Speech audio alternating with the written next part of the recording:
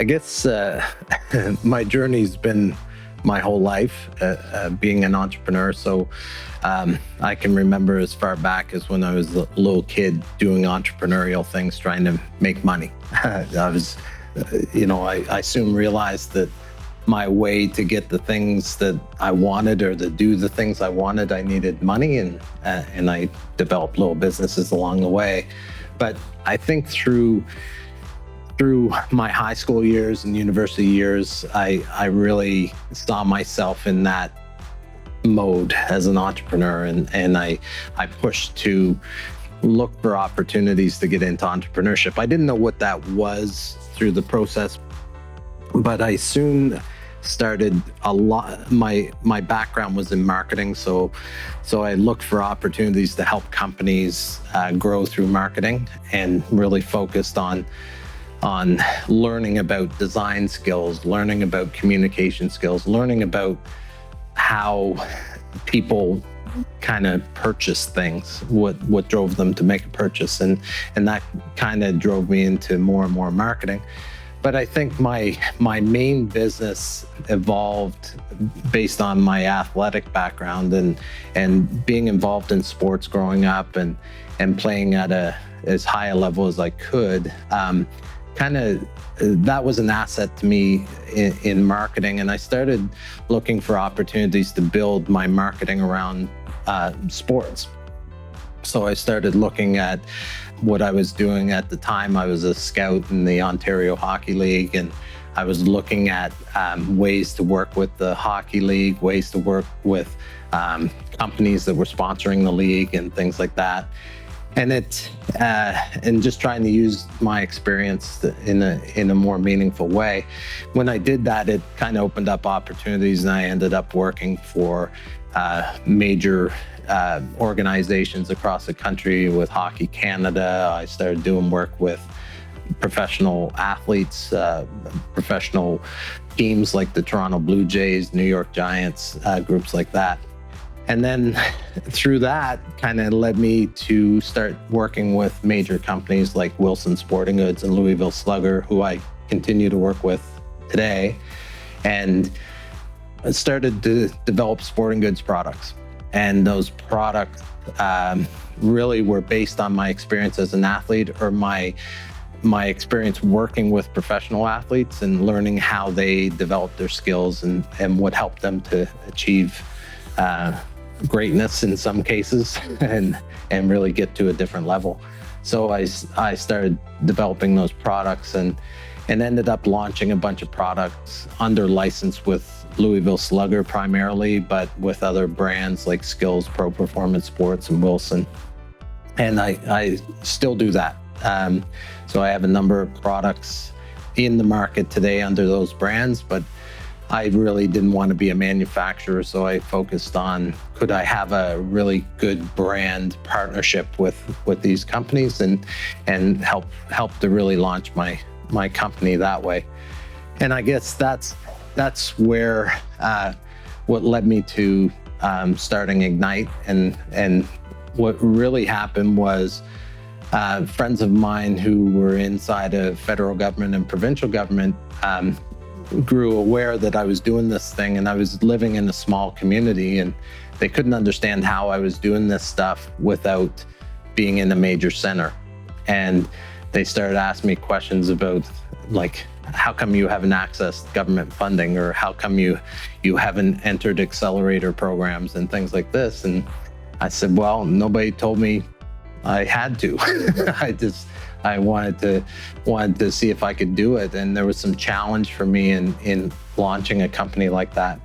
But what the government ended up doing was coming back to me and saying, listen, can you help other organizations or other entrepreneurs do this and build a system in a rural place that helps to activate some of that hidden entrepreneurship that's happening in our province. And so, I started this not-for-profit, and what we soon focused on was not just startups, but industry, working with youth, young kids, to help expose them to STEM and entrepreneurship in their earlier years, so that they see this as a path for career choice and things like that. But our work with industry really led me to more of a sustainability mindset, because I was working with traditional sectors like the fishing sector, the forestry sector, agriculture, groups like that.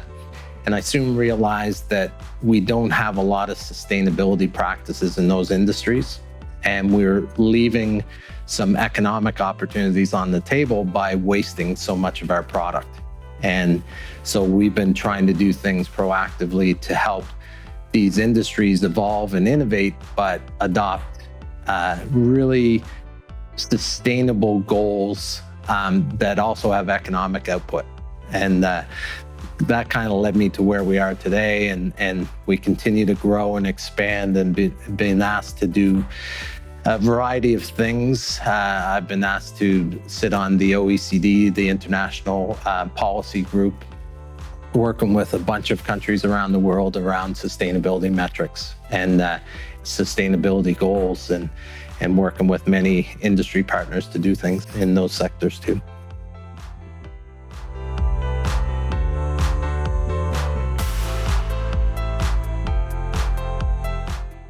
I think my work with industry really pushed me in that direction. What I was seeing in, originally was in our fishing sector.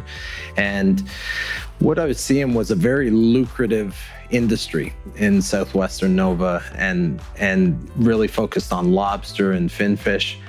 But I started to recognize that we were doing some things that I kind of questioned, like why we were selling $1 worth of waste fish to catch $1 worth of lobster. It just didn't make economic sense to me.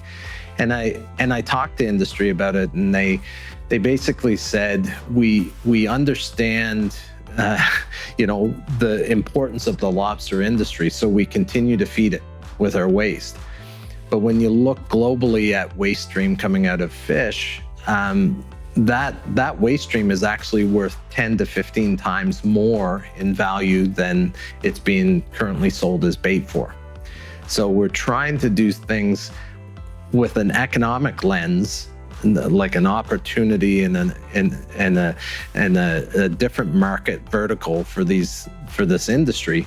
But we want to also reduce the amount of waste that's currently being produced, because the waste can be in many forms. It can be just in piles. It can be used as bait. It can be used as all these things. But I just felt it was the right thing to do for our communities. But it's also the right thing for us to do for our planet. So it's really based on the people, the economic opportunity in our climate.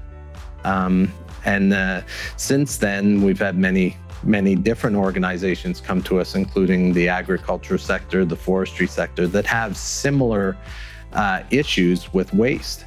And to me, I see it as a huge economic opportunity. So that's why I've taken our organization in that direction, because I really think this could benefit our economy, but we can do it in a way that also benefits our planet.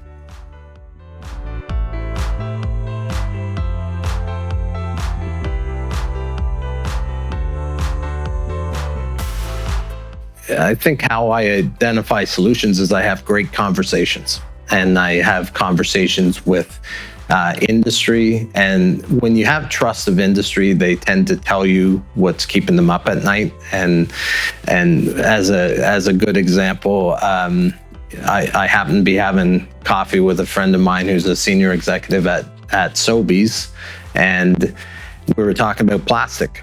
And they said, plastic bags was a good thing to get rid of, but it wasn't our major plastic problem. Our major plastic problem is styrofoam trays. And I said, well, there's got to be a solution to get rid of styrofoam trays. There must be an alternative. And they said, well, through our supply chain, there's no alternatives.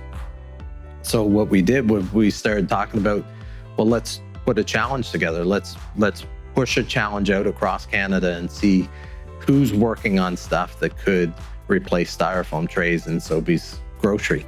And we did this, and we ended up with 17 letters of intent from British Columbia all the way to Newfoundland, with companies with all kinds of different solutions. Some were different types of plastics, some were organic solutions, some were very basic compostable solutions. And we assessed all of them and made sure that they could fit into Sobeys' supply chain.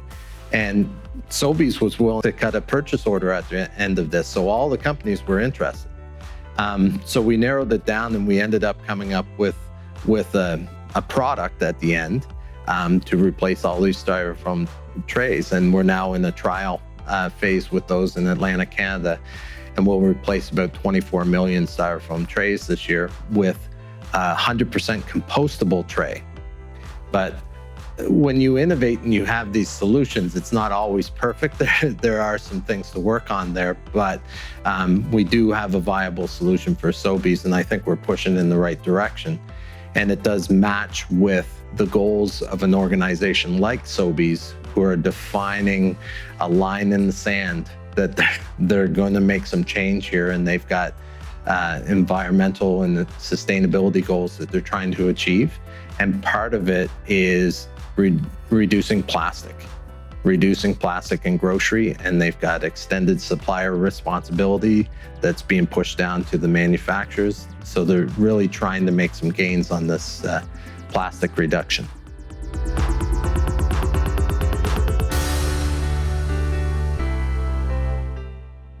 Yeah, it's an interesting term, sustainable entrepreneurship. I think to me, to deal with it in two halves. Sustainability to me means that it's almost like a do no harm type of motto when you develop a business. So usually when you innovate, there's some sort of byproduct that comes out of innovation. So what I look at sustainable entrepreneurship as is innovating and developing new opportunities and products where you're not doing any more harm than was there to begin with.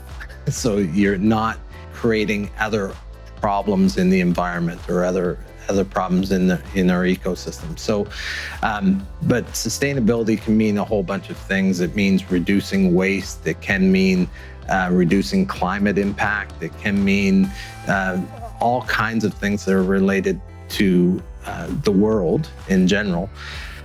But I do like the word entrepreneurship attached to it, because I do believe a lot of our sustainability goals have an economic driver behind them, and I think an economic opportunity. So when you're talking about trying to reduce the amount of waste we produce from an industry like agriculture, I start to ask questions like, well, what's the uphill value of that waste? Don't look at waste as waste anymore. Start looking at it as a commodity that can be turned into higher value product. And that's where I think sustainable entrepreneurship means something to me, is take waste from the ocean or waste from production of seafood and things like this and create something that's 10 times that value, that solves a human need or solves another industry's need, like the medical system. Or in terms of forest waste, you can take that forest waste and start creating things to reduce carbon by creating carbon sinks with that wood product, or create carbon sinks using seaweed. If we can grow more seaweed, we can use the ocean as a carbon sink, but we can create an opportunity with that seaweed for nutraceuticals and pharmaceuticals and food products. So I think that's what I look at as sustainable entrepreneurship. It's just leveraging things that us as Canadians don't take advantage of, that we're currently throwing away. I think that's the real opportunity that we have.